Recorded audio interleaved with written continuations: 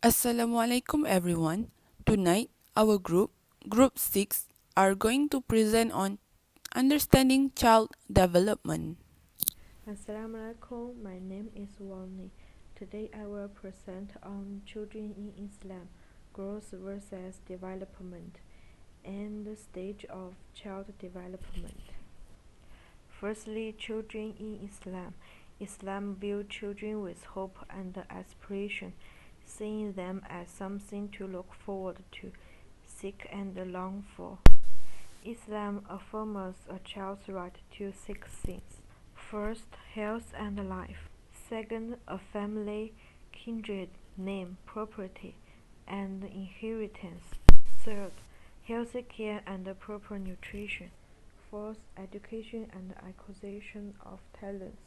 Fifth, live in a security and peace. The last one, enjoy human dignity and protection under the responsibility of parents. Next part is growth versus development. Growth means quantitative changes such as height, weight, and size of physical. Development means qualitative changes such as sequential, rate, and form. Growth and development proceed in two directions. First one is the cephalocaudal. The head muscle becomes strong, then the body, then the legs, and then the feet. Another one is the proximal distal. First, the tract of body becomes strong, then the arms and legs, and then the hands and feet. The last one is the stage of child development. The first stage is the prenatal stage. The prenatal stage can be divided into three phases. The first one is the pre-embryonic. The zygote grows by division and buries itself in the womb of uterus. The second one is embryonic. The basic organs and systems of the body start to the cell lines. The last one is the fetal. The fetus looks just like a human being with its face, hands, and feet. All of its organs have become apparent. Development continues until the week of delivery. There are no universal definitions of the stage of child development. General definitions for the ages and the stage of a child include: first one is newborn or neonate, which is birth to 28 days. The second one is the infant, which is 1 to 12 months. And the third one is a toddler, which is 1 to 3 years. And the fourth one is a preschooler or early childhood, which is 3 to 5 years. The next one is the school age or middle childhood, which is 5 to 11 years. Then the sixth is pre-adolescent or late childhood, which is 11 to 12 years. The last one is adolescent. It is from 13 to 21 years old. Assalamualaikum. My name is Hanis Sakinah binti Zainuddin. So now I am going to present on the aspects of child development. Actually, there are 5 aspects of child development, but I will cover the first 3 aspects and the rest will be covered by Sister Farzana. So, the first aspect is neurological and sensory development. Starting from infancy through adolescence, children's brains, which control their nervous system and senses, go through tremendous change, both physically and cognitively. Next, there is a 4-year period of potential growth, which is the most critical period of human development. During this time, all things are possible, starting from conception or basic understanding, learning to walk, learning to talk, and learning how to fit into society. Touching, talking, and things and infancy and smells all build connections if done with continuity in a loving, consistent, and predictable manner. These connections die if not maintained. It is from early infancy to early childhood that these vital connections are made permanent. That's why children below 2 years old are advised not to be excessively exposed to gadgets, as it can cause physical and mental damage to the children. Next, children who grow up in sensually rich environment are more privileged. This is because children raised in environmentally deprived facilities experience fewer sounds, colors, pictures, interactions and sights, have smaller brains than those of children who grow up in sensually rich environments with meaningful relationships. The next aspect is physical and motor development. Physical development in young children means two things. First is the process by which boys and girls grow larger physically. This is because physicals is something we can see, such as appearance and growth. The next one is their increasing skills at performing a range of various motor tasks, from riding a tricycle to screw and unscrew jar lids. On the right box here are the examples of the other milestones of child development starting from 3 months to 12 months. At 3 months old, a baby can reach for small, nearby objects. At 6 months, she can sit in a high chair and grasp an object dangling before her. At 7 months, she can transfer objects from one hand to the other. At 9 months, she can use her fingers to grasp blocks. At 12 months, she can pick up objects such as resin. But all of this depends on that baby growth. Some babies may do such things before reaching that particular month. At the same time, a child's fine motor abilities develop further. The term motor abilities or skills here simply means the action which involves the precise movement of muscles. Motor skills are used every day throughout our lives. So, these 3 points just illustrate some examples of motor development of children. First, he becomes able to use his fingers with increasing dexterity and perform a wide variety of tasks that require precision. Dexterity here in Malay means ketangkasan. Next, by his second birthday, he can hold and manipulate an item such as pencil or a feeding spoon. Next, he is also sufficiently coordinated or trained to perform activities that involve a fairly complex series of steps, such as hold a crayon or marker firmly and draw, manipulate pieces of a puzzle, and so forth. The third one is cognitive development. A child's mind develops by forming schemas or plans that help him or her assimilate experiences and that must occasionally be altered to accommodate new information. Next, children progress is from the simplicity of the sensory-motor stage in the first 2 years to more complex stages of thinking. Sensory motor here means the combination of both sensory and motor functions. Next, preschool children in the pre-operational stage, which is between 2 to 7 years, are egocentric or self-centered and unable to perform simple logical operations. At about age 6 or 7, they enter the concrete operational stage and can perform concrete operations such as classification and reversibility. Concrete operational stage is where the child is now mature enough to use logical thought but not able to think abstractly.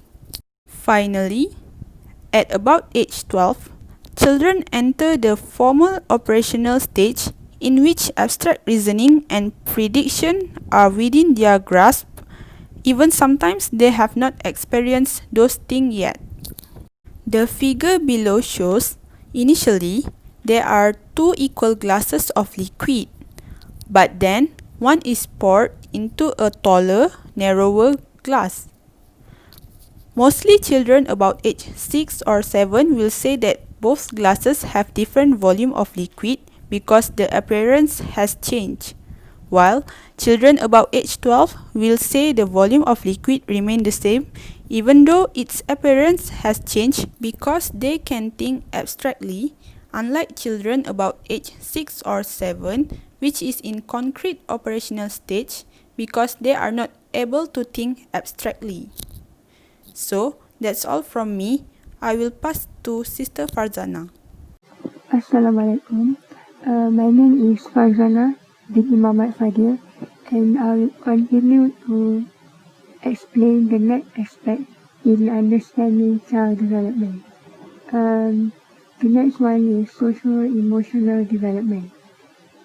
It is the development of the nature of interaction relationship with others and the related emotion or feeling that go along with it, which means as a human, we will definitely have some kind of emotional development as we grow and have a certain relationship with people or family, for example. Attachment style in infancy or childhood will predict later social development. Children who deprive of maternal attention will show defect in social-emotional development. This means maybe in the future, the children will have a hard time to communicate or socialize with other people. A children's self-concept develops gradually. For example, by 18 months, infants can recognize themselves in a mirror. And by age 8 or 10, children's self-image are quite stable because they have gained independence, optimism, and sociability. Children who develop positive self-image and a happy, self-reliant manner tend to have been raised by parents who are authoritative while still allowing their children to have a sense of control. This is why the role of being a parent is important. They should be strict while still allowing their children to grow and make choices within their guidance. Okay, next is moral and spiritual development. Moral concern rule about what people do in their interaction with other people, while development is learning right from wrong, showing progress within 3 domains: thinking, behavior, and feeling. Children should begin to learn about right and wrong from as early as 1.5 years old. There are 4 basic processes responsible for children's moral behavior, and they are reinforcement, punishment, imitation, and self-control. These components are very important for the parent to understand. Spiritual development can be applied by giving the children the right education and religious study so that they can shape their moral and identity by following the religious conduct accompanied by the education that they obtain. Finally, we can see that spiritual development is the best gift of a parent to their children. It is all about doing it the right way. Okay, that's all. Thank you. Next, I will explain about the responding to children's needs and demands. As we know, children make many demands on their parents and caregivers. The way the parents and caregivers respond to their children's demands teach children about the kind of world they live in. Children learn to trust or mistrust, feel safe or afraid, feel loved or unloved based on the way people, especially parents, respond to them. Okay, next, for the responding to children's needs and demands. First, when a child is struggling with a development task, don't give her more help than she requires. It is because she will get an important sense to achieve something by doing it by herself. Second, avoid comparing a child's development with that of other kids. It is because every child develops at his or her own pace. Third, encourage the child to experiment with the novel and unusual things. Listen to the child's questions and comments about his or her observations. Clarify what the child has observed by repeating what you have heard, and ask further questions about the experience. New questions and observations may emerge from this process of exploration together. Fourth, relax and enjoy the creative process with your child. Children who are constantly directed to conform to expected outcomes lose the confidence and spontaneity essential for the development of creative thinking. It means if we always ask our children to maybe answer questions as what we want it to be answered or as what we expected, it actually could make our children lose their confidence to develop creative thinking.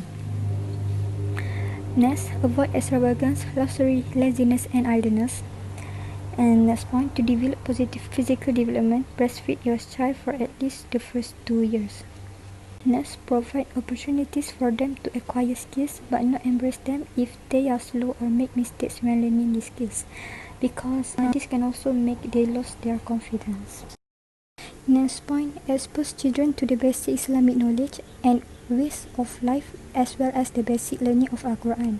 So, as a Muslim, we need to teach our children about the basic of the Islamic in the early age. Next, need to provide activities and opportunities for the children to be independent and not discourage them or make them feel guilty. Also respect the child's efforts and let them know that you have confidence in their ability to do well, and let the child have both freedom and responsibility to deal with the consequences of their thinking.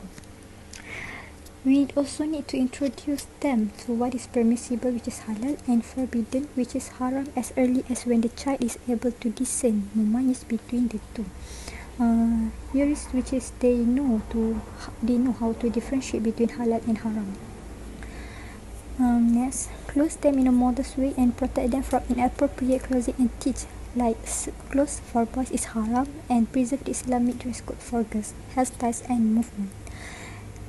Begin teaching with kalimat tayyibah, which is La ilaha illallah Muhammadur Rasulullah, as early as possible. And lastly, at the onset of puberty, which is baligh, the teenager become a mukallaf. They have responsibility whereby he or she is accountable for his or her own deeds. That's all for responding to children's needs and demands. Assalamualaikum warahmatullahi wabarakatuh. My name is Alwani binti Ismail, and I will present about the importance of play in children's development. So there are 3 types of play. The first one is practice or mastery play. This type of play occurs when a child learns or is beginning to learn a new skill. The child will continue to repeat the new skill over and over. The next one is symbolic play. Children engage in symbolic play by using one object to represent another object or event. For example, they use a bucket for a hat. And the last one is the games with rules. The game with rules concept teaches children a critically important concept, as the game of life has rules, which we call as laws, that we all must follow to function productively.